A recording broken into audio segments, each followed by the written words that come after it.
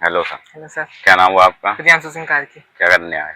हम यहाँ आए हैं, पॉलिटेक्निक कॉलेज से आ रखे हैं और हम यहाँ ग्राउंड वर्क सीखने आ रखे हैं, ग्राउंड इलेक्ट्रिकल का। वर्क। अच्छा, अकेले आए हो? नहीं, हमारे साथ वाले आ रखे हैं, सहपाठी। आइए। हेलो। हेलो, क्या नाम हुआ आपका? मेरा नाम जतिन सिंह राणा है और मैं भी यहाँ गवर्नमेंट पॉलिटेक्निक कॉलेज शक्ति फार्म से आ रखा हूँ। तो यहाँ जो हमारा यूपीसी पीएससी का सब स्टेशन है, हाँ। उसमें ट्रेनिंग के लिए कॉलेज से आ रखे हैं। चलो चलो, फिर आपको और अंदर का बिजली घर में एंटर आइए। तो ये रहा हमारा बिजली घर का रास्ता। आइए, आपको अंदर का नजारा दिखाते हैं, हमारा कैसा ऑफिस है। तो आइए देखिए, इस प्रकार से है हमारा ऑफिस। चेयर भी टूटी हुई है आपके बैठने के लिए, फिर भी मैंने सुविधा कर रखी है। आइए और विराजमान कीजिए।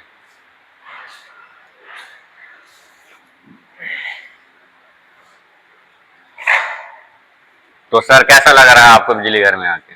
हमें यहाँ पर बहुत अच्छा लग रहा है और अभी हम बाहर जाके जो हमारा सब स्टेशन है उसमें हम जानेंगे कि क्या क्या कैसे डिस्ट्रीब्यूट होता है बिजली, और वहाँ जो बिजली का जो 33 kV की लाइन आ रही है उसे 11 kV कैसे कन्वर्ट किया जाता है, ये सब जानेंगे। और आपका सर? हम भी बहुत एक्साइटेड थे आने से पहले, क्योंकि बचपन से लेकर आज तक हम बस बिजली यूज़ करे जा रहे हैं। हमें कुछ कहानी पता नहीं है कब कहाँ क्या होता है, कितनी मेहनत करनी पड़ती है आप लोगों को, तो जानने के लिए हम भी बहुत एक्साइटेड हैं। तो हम भी यार, तो क्या कहते हैं, बिजली घर जो है इसका कोई पता नहीं है, कभी भी ब्लास्ट हो सकता है, कभी स्पार्किंग हो सकती है, कभी कुछ भी हो सकता है। तो जो हमारी लाइनें बिछी हुई हैं चारों तरफ, जाल जो बनाया गया है, तो उसमें क्या ही दिक्कत आती है, उसमें मेन रहता है बरसात का। अभी आपने मौसम देखा होगा बाहर का, थोड़ा मौसम का भी ले लेना, ठीक है? तो बाहर का मौसम देखा होगा, बिल्कुल घने बादल छाए हुए हैं और बरसात आने को है। यदि बरसात आती है तो आपको स्पार्किंग भी देखने को मिलेगी, और साथ ही कहीं करंट फ्लो हो रहा होगा तो जो हमारी ये फिटर ट्रिप हो जाते हैं। फिटर ट्रिप हो जाते हैं तो इन्हें 5-10 मिनट के लिए ब्रेक देना पड़ता है, फिर उसके बाद इन्हें चालू किया जाता है। तो आपको फिटर दिखाते हैं किस प्रकार से बने हुए हैं। जी सर। मेन फिटर यही है, 11 kV इनकमिंग का ये फिटर है। तो आप देख सकते हैं इसमें एम्पियर कितना जा रहा है, 200, 100, 200, 150, 150 के आसपास अभी इसमें एम्पियर है। और ये डिजिटल मीटर हमारा खराब हो चुका है, तो हम इससे नहीं, इससे लेते हैं। तो साथ ही हम पढ़ रहे हैं छोटे, तो हम KWH इसका भी लेके दिखाते हैं आपको, जिससे बिजली मापी जाती है। तो बिजली किलोवाट में मापी जाती है, तो वो आपको दिखाते हैं। यह हर व्यक्ति को पता होना चाहिए कि क्या कहते हैं, बिजली को किलोवाट में मापा जाता है। आपके घर में भी मीटर लगा होगा तो उसका भी आपको रीडिंग का ज्ञान होना चाहिए सामान्य तौर पर। तो इसका बटन बहुत ही हार्ड है, तो हम दिखाते हैं आपको। ये टाइम आ चुका है, 1 मिनट दोबारा से लेना, ठीक है? तो ये शुरू हो चुका है, अब हम बटन दबाते हैं और आपको आगे का नज़ारा दिखाते हैं। ये सीरियल नंबर आ गया मीटर का, ये टाइम आ गया 11:15,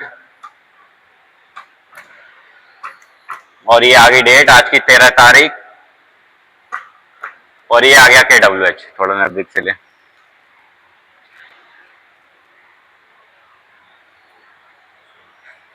ये रहा KWH।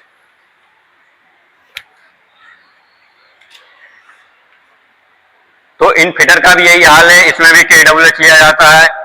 और ये अडानी भाई साहब के मीटर लगे हुए हैं, तो आपको इनका भी एक बार KWH लेके दिखाते हैं। तो ये है फिडर। फिडर पे जो मीटर लगा है वो है अडानी भाई साहब का। तो क्या कहते हैं, जो फिडर है यह मीटर अभी घर में भी लगने वाला है, तो आपको इस चीज का ज्ञान भी होना चाहिए। इसमें भी KWH लिया जाता है, और किस प्रकार से KWH लेते हैं वो आपको दिखाएंगे। और सामान्य तौर पर यह हर व्यक्ति को पता होना चाहिए, क्योंकि यह हर व्यक्ति के घर में लगा पड़ा है, तो उन्हें भी पता होना चाहिए। तो आइए आपको दिखाते हैं। भाई साहब का मीटर है, तो ये शुरू हो गया। अब ये रहा तारीख, ये टाइम, और ये रहा KWH। जो है बिजली है जो किलोवाट में मापी जाती है। फिटर की जानकारी अब ये दोनों भाई भी लेंगे। अब आएगा टाइम, अब आएगा KWH। या हो गया किलोवाट आवर, 741 किलोवाट आवर। बस ये आप लेंगे जतिन भाई।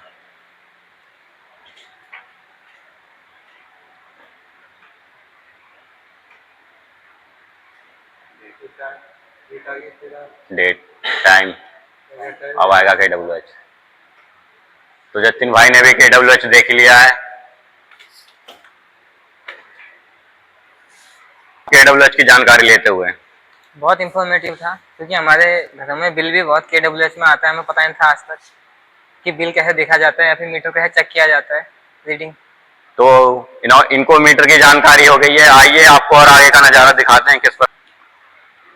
तो ये हम यार्ड की ओर जाते हैं और इनको दिखाएंगे इस प्रकार का नज़ारा है। हम साथ में सेफ्टी ग्लव्स भी लेना जरूरी है और एक लेंगे हम डंडा, जो कि है बहुत महत्वपूर्ण है। ग्लव्स को हम पहन लेते हैं और डंडे को ले लेते हैं। तो अभी फिजिकल उतना वर्क हो नहीं सकता है, बस मैं खाली आप लोगों को बता सकता हूँ। जब लाइट जाती तो मैं आपको फिजिकल भी करके ही बता देता, आंखों के सामने आप देख भी लेते और समझ भी लेते। तो आइए आपको दिखाते हैं।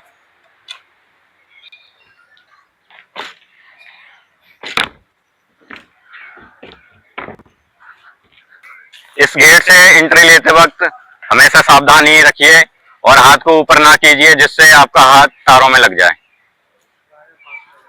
ठीक है, तो साथ ही इसमें सेफ्टी के साथ आना बहुत जरूरी है। यहाँ चप्पल पहन कर ना आए, साथ जूते पहन कर आए, जो कि ये आपकी सेफ्टी है। तो आपको सबसे पहले दिखाएंगे 33 इनकमिंग कहाँ से आती है।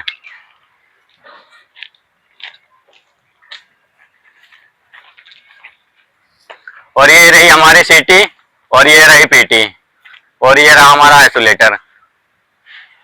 तो आप भी देखिए और जानिए, पहचानिए। आपका तो नाता है इनसे, आप तो साहब बनने वाले हैं भविष्य में। आइसोलेटर का क्या कार्य है? यदि हम इसको घुमाते हैं तो इसका कनेक्शन कट जाएगा और इसको हम घुमाएंगे ग्लव्स के साथ। यदि अभी मैं घुमा नहीं सकता क्योंकि ऊपर से ऑर्डर नहीं आया, जब तक ऑर्डर नहीं आएगा इसे घुमाया नहीं जाएगा, लेकिन मैं आपको बता दे रहा हूँ ये हैंडल है, इसको घुमाएंगे तो साला लाइट कट जाएगी।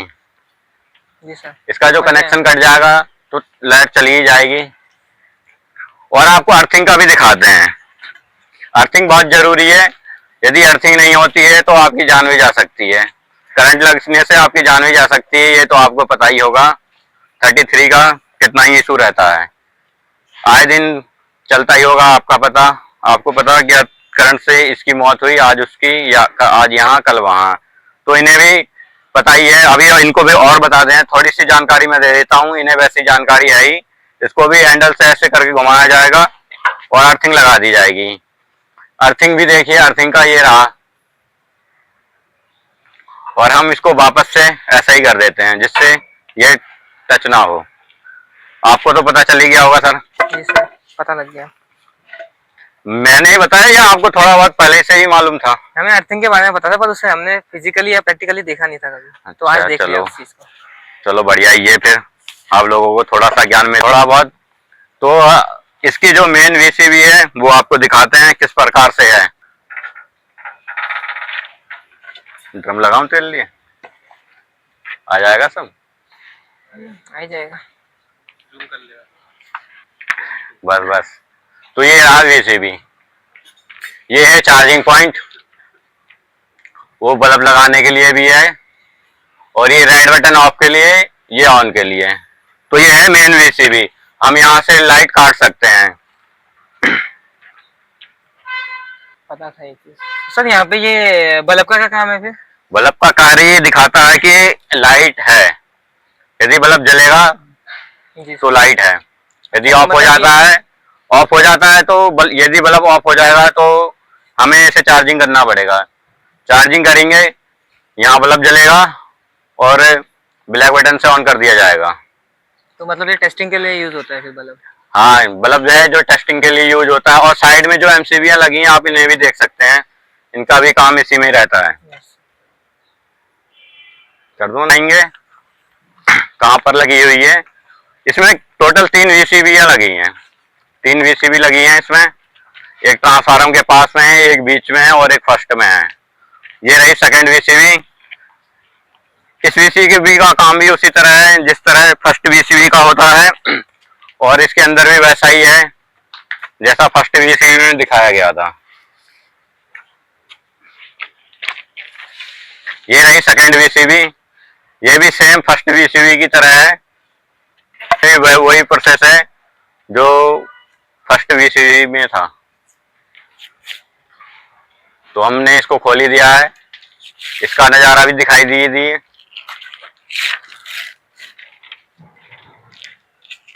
तो ये सेकंड वीसीबी है। तो अब हम पूछेंगे जतिन भाई से और प्रियांशु भाई से, ग्रीन और रेड, ठीक है। वीसीबी का क्या कार्य है सर?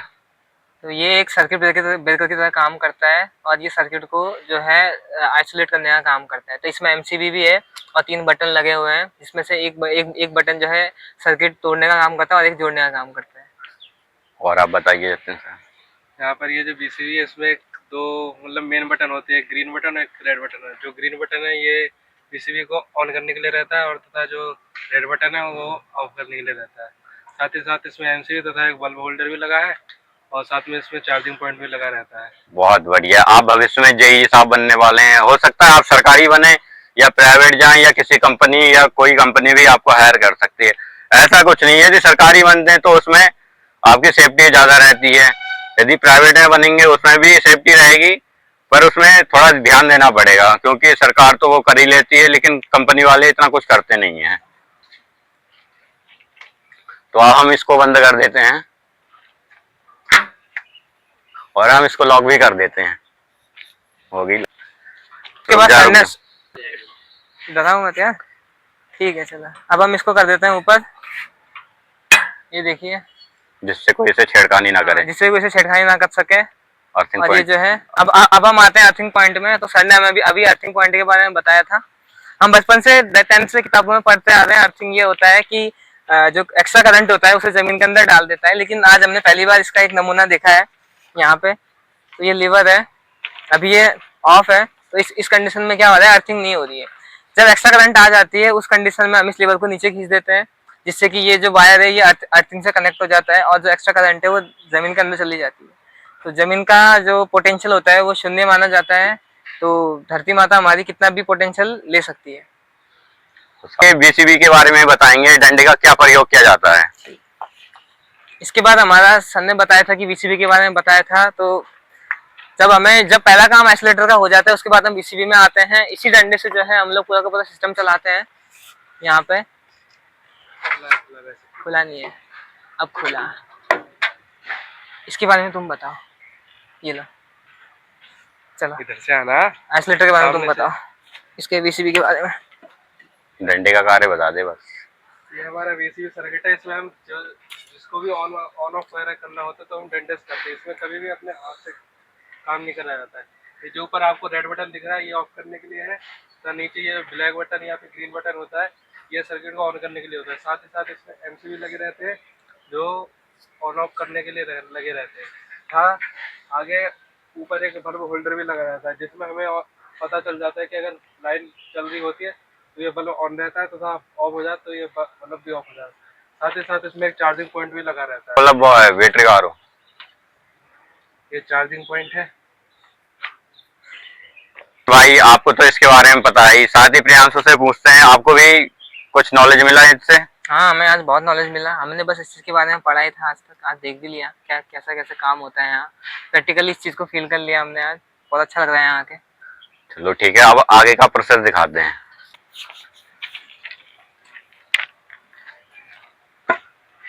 एक ही वीडियो बना रहा है, कट करके बना रहा है? तो मैंने दिखाई दी आपको, साथ में ये तीसरी बीसीबी है जो ट्रांसफार्मर के बहुत ही नजदीक है। इस बीसीबी से हम ट्रांसफार्मर ऑन ऑफ भी कर सकते हैं। तो आइए अब हम आपको दिखाते हैं बीसीबी के बारे में। इन दोनों को भली भांति पूर्ण रूप से इनको जानकारी हो चुकी है। बीसीबी प्लस आइसोलेटर के बारे में इनको पूरी जानकारी हो चुकी है। तो हम इनको अब ट्रांसफार्मर की ओर ले जाते हैं, किस प्रकार से ट्रांसफार्मर रखा है, उसमें वोल्टेज है क्या है, कितने नंबर में चल रहा है, कितनी डिग्री सेल्सियस है अभी तापमान में, कितना उसमें तेल है, कब डलेगा कब नहीं डलेगा, फ्यूल। चलो आइए आपको दिखाते हैं।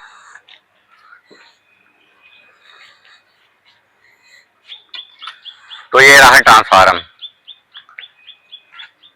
तो ये ट्रांसफार्म है। तो सबसे पहले हम इसको दिखाते हैं ये कितने नंबर में चल रहा है। तो हम इसका दरवाजा खोलते हैं। वैसे हम दरवाजा खोलते नहीं है, लेकिन हम ये लोग आए हैं पॉलिटेक्निक से, तो हम इनको दिखाते हैं। सीखने को आए हैं तो हम थोड़ा बहुत इनको सिखाएंगे। हम इनको सिखाएंगे, कुछ ये हमें सिखा के जाएंगे। तो ये रहा दरवाजा ट्रांसफार्म का।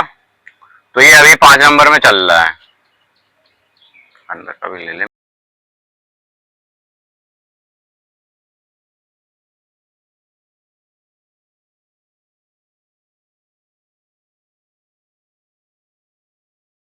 देख ही रहे हो, अंदर इसका 1 मीटर वाला भी लगा है, जिससे चलता है कि यहाँ उसे बढ़ाना है, घटाना है, 5 से 6 करना है, 5 से 4 करना है, 2 करना है, या 5 से 10 करना है। जितना भी करना है वो सब इसमें है ही।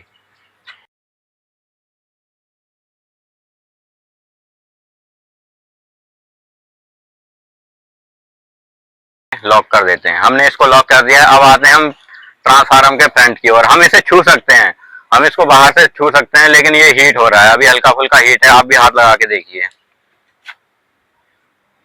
हो रहा है हल्का हीट। जी, थोड़ा हो सकता है ये तापमान गर्मी से हो रहा हो, या फिर ये हो सकता है ट्रांसफार्मर से ही हो रहा हो सकता है ये ट्रांसफार्मर में ओवरलोड चल रहा हो तब हो रहा हो।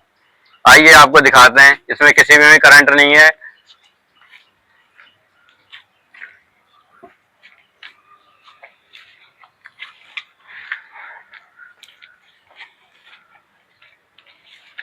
तो आइए आपको दिखाते हैं। ट्रांसफार्मर में मीटर भी लगे हैं। आइए आपको पास से दिखाते हैं, थोड़ा नजदीक से और सावधानी से। बिल्कुल बहुत ही सावधानी। हम नजदीक आ चुके हैं, तो इसका मतलब हम मौत के पास भी जा सकते हैं। ऐसा कुछ नहीं है। हो सकता है हम अभी जाएं, हो सकता है बाद में जाएं, जाना तो है ही। तो थोड़ा दूर रहे वायरों से। और पहले हम देखते हैं मीटर। यहाँ 3 मीटर लगे हुए हैं। तो ये 3 मीटर को कवर करके रखा है। और तो हम इसे थोड़ा खोलते हैं और आपको दिखाते हैं, थोड़ा सा सावधानी बरतते हुए। कैमरामैन और प्लस हमारे साथी प्रियांशु, मिस्टर जतिन। तो फर्स्ट वाला है ओटीआई। ओटीआई का क्या कार्य है, पहले हम इसको हिंदी में बताते हैं आपको। ऑयल टेम्परेचर इंडिकेटर है। ये बताएगा ऑयल टेम्परेचर कितना है। और ये बाइंडिंग टेम्परेचर, ये ऑयल टेम्परेचर है जो इंडिकेटर है, ये ट्रांसफार्मर को ठंडा करने का कार्य करता है। और जो बाइंडिंग टेम्परेचर है, ये ट्रांसफार्मर के अंदर जो कोयले हैं उनको ठंडा करने का कार्य करेगा। साथ ही टेम्परेचर बताया ना, ये तो ऑयल टेम्परेचर 30.5 डिग्री, दोनों में 30.5 है। आप देख ही सकते हैं। प्रियांशु भाई और जतिन भाई इसमें थोड़ा समझेंगे और मुझे भी बताएंगे और अपना भी जानकारी लेंगे। तो बताइए। इसमें 3 मीटर लगे रहते हैं ना। इसमें एक ओटीआई मीटर होता है तथा 2 डब्ल्यूटीआई मीटर रहते हैं। जो ओटीआई मीटर होता है वो ऑयल टेम्परेचर इंडिकेट करता है। मतलब जैसे नॉर्मली हिंदी में कहें हम, जो इसमें कूलिंग ऑयल रहता है तो उसके बारे में इंडिकेट करता है हमें। और जो दोनों डब्ल्यूटीआई मीटर है, तो वो जो हमारी प्राथमिक कुंडली तथा द्वितीयक कुंडली होती है, तो उसको हमें इंडिकेट करने के लिए कार्य करता है। साथ ही साथ हमारे इसमें एक स्विच बोर्ड भी लगा रहता है और तथा उसमें एमसी भी लगी रहती है। तो प्रियांशु भाई। सेम मैं भी ये बोलना चाहूँगा। इसके अंदर 3 मीटर लगे हुए हैं। पहला मीटर जो है वो ऑयल टेम्परेचर इंडिकेटर है। ये जो है शीतलक जो ऑयल जाता है इसमें, उसी का टेम्परेचर बताता है। ये जो शीतलक है, इसका टेम्परेचर कभी भी एक्स्ट्रा ओवरलोड ना हो, जिससे कि ट्रांसफार्मर खराब हो जाए। इसीलिए यहाँ पे टेम्परेचर बताने के लिए लगाया गया है, जिससे कि अगर हमें ज़्यादा टेम्परेचर हो तो हमें पता लग जाए और हम इसको जो है बंद कर दें।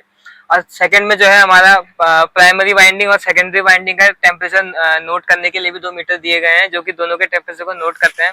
अगर कहीं से भी कहीं तक अगर टेम्परेचर हाई होता है, जिससे कि मशीन खराब हो सकती है, उससे बचने के लिए यहाँ पे मीटर दिए गए हैं, जिससे कि हम लोग ओवरलोड होने की स्थिति में जो यहाँ से एमसीबी से जो है क्या कर सके, ट्रिपिंग कर सके और उसे बंद कर सके।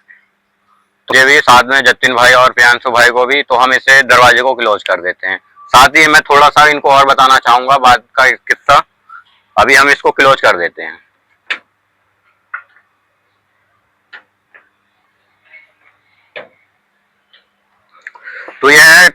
ट्रांसफार्मर है 12.5 MVA का।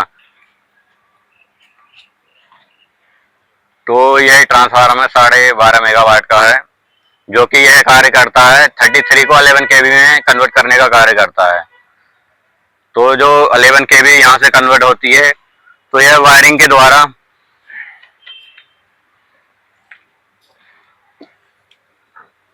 नीचे वायरिंग वायरिंग दिखाएगा, कब दिखाएगा? तो यह वायरिंग के द्वारा यह बिजली घर में भी जाता है। तो यहाँ पर अंडरग्राउंड वायरिंग हो रखी है। तो यह वायरिंग अंडरग्राउंड हुई है, यह अंडरग्राउंड वायरिंग है, यह बहुत आगे तक गई है, बिजली घर तक, ऑफिस तक गई है हमारे। लेकर आएंगे वायरिंग और फीडरों का। अब बोलना, यहाँ से पूरी वायरिंग गई है यार। तो ये ट्रांसफार्मर है, इसने स्टेप डाउन करने का काम किया है और हाई वोल्टेज करंट को जो है लो वोल्टेज करंट में कन्वर्ट कर रखा है। और यहाँ से जो है लो वोल्टेज करंट जो है सीधे सीधे यहाँ से जाती है अंदर मशीनों के अंदर। कैमरा उठाना, यहाँ जो जा रही है अंदर यहाँ से। तो बिजली घर के दो साथी हैं, एक है ग्लव्स जो प्रियांशु भाई ने ले रखा था, और एक है डंडा। यह दोनों चीजें महत्वपूर्ण है, हर बिजली घर में होनी चाहिए, और यदि नहीं भी है तो सरकार इनको देने का भी कष्ट करे। तो सबसे पहले हम बताते हैं आपको, वायरिंग यहाँ पर हुई है। तो ये वायरिंग हुई है यहाँ पर ट्रांसफार्मर 1 में जो वायरिंग हुई है, यदि यह ऑन होता है तब करंट फ्लो होगा और फीडरों में, यदि ये ऑफ रहता है तो नहीं होगा। तो सबसे पहले दिखाते हैं हम आपको करंट इसका कहाँ फ्लो हो रहा है। यहाँ से अंडरग्राउंड तार हुई है, अंडरग्राउंड ये इसके नीचे, इसको खोलकर दिखा दें क्या? तो यह अंडरग्राउंड वायरिंग हुई है। तो यह अंडरग्राउंड वायरिंग बहुत मोटे मोटे वायर है ये। तो देख सकते हैं, ये अंडरग्राउंड वायरिंग है और ये काफी पहले हो चुकी है, तो इस मिट्टी को दीमक खा गए हैं। और यह 11 kV में जाती है इनकमिंग में। तो पीछे का पोर्शन भी दिखाते हैं और साथ में फ्रंट का भी दिखाएंगे। आपको वायरिंग दिखाते हैं पूरी, अंडरग्राउंड वायरिंग कहाँ तक हुई है पूरी। ये पूरा अंडरग्राउंड वायरिंग है। यहाँ पर सावधानी और सतर्क रहिए, प्रियांशु भाई और जतिन भाई साथ ही साथ आते रहिए। ये दो इनकमर है, ये इनकमर 2 है, ये इनकमर 1 है। आइए दिखाते हैं आपको। तो हम पहुंच चुके हैं इनकमर 1 में। हमारा ट्रांसफार्मर भी फर्स्ट चल रहा है, तो इनकमर भी 1 है। ये रहा हमारा इनकमर, जिसमें अंडरग्राउंड वायरिंग हुई है। इसमें एक मशीन लगी हुई है, ये एमीटर है, किलोवाट मीटर है, और ये डिजिटल मीटर है, और ये सादा मीटर यूपीसीएल का देख ही सकते हैं। यह इंडिकेशन ऑन का है और ये वाला ऑफ का है, ये ट्रिप का। यदि इसे हम ट्रिप करेंगे तो ऑरेंज वाली जल जाएगी। तो यह ऑटो ट्रिप भी होता है और मैनुअल भी होता है। तो ऑटो मैंने कार्य किया है तो मुझे पता है ऑटो किस प्रकार से होता है, इसको घुमाने से हो ही जाता है। और मैनुअली ये जो डंडी है, यदि ऑफ है, यदि मीटर को ऑन, यदि इनकमिंग 11 kV इनकमिंग को ऑन करना है तो हम इसमें डालेंगे आई बोले तो ऑन के लिए हो जाता है। यदि हमें 11 kV को ऑफ करना है, इनकमिंग को ऑफ करना है, तो हम इसमें ओ वाले में डालेंगे जो होता है ऑफ का। तो हम इसको यहीं पे रख देते हैं। हमने अभी इसका ऑटो और मैनुअली दोनों बता दिया है। तो अब हम आते हैं फीडरों की ओर। फीडर में भी मैनुअली और ऑटो ऐसे ही कार्य होता है। तो इनमें ट्रॉलियां भी रहती हैं। आपको ट्रॉली का नजारा दिखाते हैं। एक हमारे पास खराब ट्रॉली है जो बाहर लगी हुई है। इस ट्रॉली में सीटीपीटी भी लगी रहती है, कोयले भी लगी रहती हैं, और आपको दिखाते हैं कोयले कहाँ लगती हैं। बहुत गंदा हो चुका है। इसमें 2 कोयले लगती हैं, एक लगती है ऑफ के लिए, एक लगती है यहाँ ऑन के लिए। ऑन वाले में अभी ये थोड़ा खराब है इसका ढांचा, यदि ये सही होता तो मैं आपको बताता। और इसके अंदर ग्रीस भरा हुआ है, ये कई सालों पहले खराब हो चुका था। और इसके CDPT यहाँ लगे हुए हैं इसके अंदर जो है CDPT लगा है। ये बहुत ही छोटे से लगे हुए हैं इसके अंदर। RTC पैनल है जो ये ट्रांसफार्मर से कनेक्ट किया गया था, उसमें जो 5 नंबर था, 5 नंबर यहाँ पर भी जलता था, अभी ये खराब हो रखा है तो हम कुछ कह नहीं सकते इसका। ये है कैपेसिटर पैनल, ये पैनल है और ये इसका जो कैपेसिटर बैंक है जो बाहर रखा पड़ा है, हम वो भी आपको दिखाएंगे किस प्रकार से। बाकी आगे प्रियांशु भाई और जतिन भाई बताएंगे। तो जितना अभी तक सर ने हमें बता रखा है या नॉलेज दे रखी है, तो ये हमारा कैपेसिटर बैंक है। तो ये पैनल है। तो ये जो है जो लोड कभी अगर एक्स्ट्रा लोड आ जाता है तो ये उस एक्स्ट्रा लोड को कम करने का काम करता है, और जब कभी लोड कम हो जाता है तो ये जो है कैपेसिटर बैंक का जो है पैनल है, ये अपनी तरफ से भी कुछ एक्स्ट्रा लोड दे देता है। तो जब लोड कम या ज्यादा हो जाता है तो इस कंडीशन में लोड को बैलेंस करने का काम यही पैनल करता है। जतिन भाई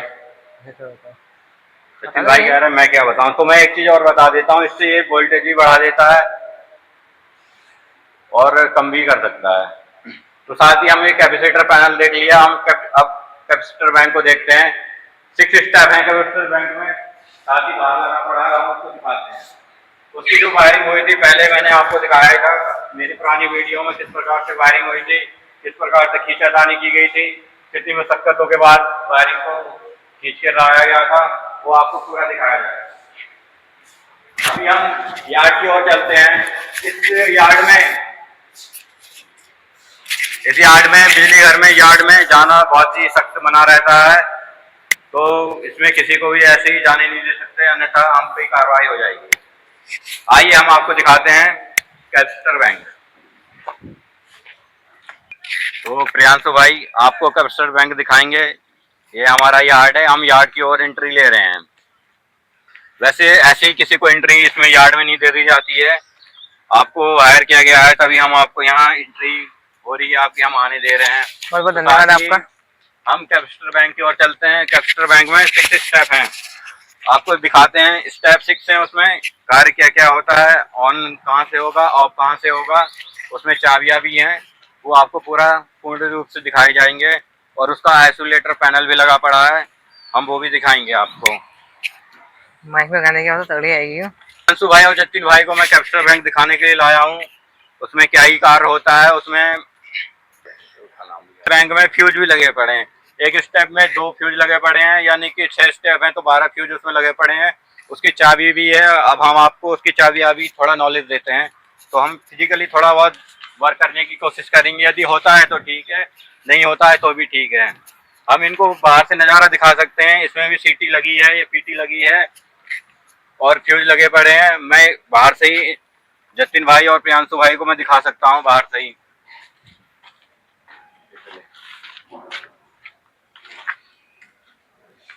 तो इसके अंदर जो फ्यूज लगे पड़े हैं हाँ। तो मैंने जतिन भाई और प्रियांशु भाई को बताया था कि 6 स्टेप वाला जो कैपेसिटर बैंक रखा बाहर, तो इन्हें दिखाने के लिए ले ही आया हूँ। तो मैंने जो कहा था वो ठीक ही है, लेकिन साथ में यहाँ ऊपर भी लिखा हुआ है, ऊपर भी लिखा हुआ है, आप देख सकते हैं स्टेप 1 2 3 4 5 6। जूम कर ले। ये 300 kVAR का है, ये 600, ये भी तुम आओगे यहाँ पे? मैं करता हूँ। ये 1200। तो हम इसमें से एक ही कैपेसिटर बैंक का दरवाजा खोलेंगे, जो कि प्रियांशु भाई और जतिन भाई को दिखाते हैं।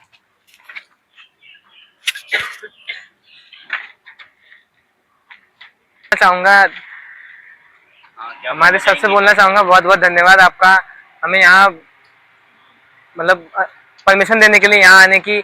और इस पर सर को धन्यवाद करना चाहूंगा, क्योंकि इन्होंने हमें इतनी इंफॉर्मेटिव चीजें बताई।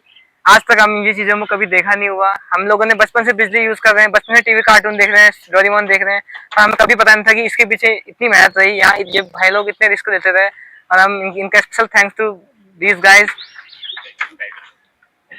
हमारा आना बहुत ही इंफॉर्मेटिव था और बहुत ही नॉलेजेबल था। बहुत बहुत धन्यवाद। और भाई आज माउंटेन ड्यू भी गया है, तो ये चुका है। तो जतिन भाई ने मेहनत करी वेबसाइटर बैंक को खोलने की और ये खुल चुका है। तो थोड़ा ये क्या कहते हैं हमारे भाई, आवाज नहीं आ रही है।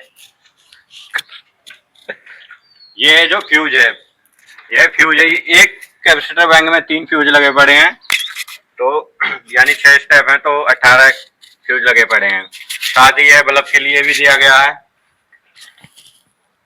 बल्ब के लिए भी दिया गया है। और ये सीटी लगी हुई है, ये पीटी। तो ये इसके अंदर का नज़ारा आप देख ही चुके हैं। मैंने तो पहले भी देख चुका था, मेरी वीडियो में अभी है। यदि कोई देखना चाहे तो उन्हें देख सकता है। प्रियांशु भाई और जतिन भाई को मैं लाइव दिखा रहा हूँ। तो कैसा लग रहा है जतिन भाई? हमें भैया बहुत बढ़िया लग रहा है। हमें जो कॉलेज में हमारे थ्योरिकल है ये सब पढ़ाया गया था, बट यहाँ पर आके हमें प्रैक्टिकली ये सब हमें देखने को मिला है, तो हमें बहुत ही अच्छा लग रहा है आपके साथ। हमारे साथी भी यहाँ पर आ रहे हैं, हमारे प्रियांशु भाई, हमारे कैमरा मैन। तो यहाँ पर बहुत ही अच्छा हमें सीखने को मिल रहा है, साथ ही साथ हमें बहुत अच्छी जानकारी मिल रही है। तो प्रियांशु भाई आप क्या कहना चाहेंगे? बहुत सुंदर नज़ारा है यहाँ पे, देखिए बहुत रंग बिरंगी चीज़ें लगी हुई है।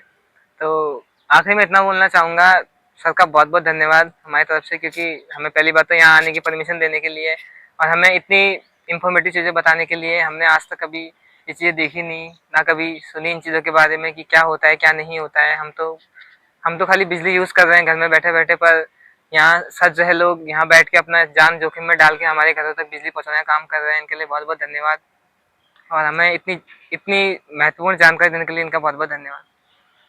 तो साथ ही मैं कहना चाहूँगा, अभी इन्होंने पॉलिटेक्निक होने वाला है इनका कंप्लीट, तो कोई भी कंपनी संपर्क करे या इन्हें ले जाए।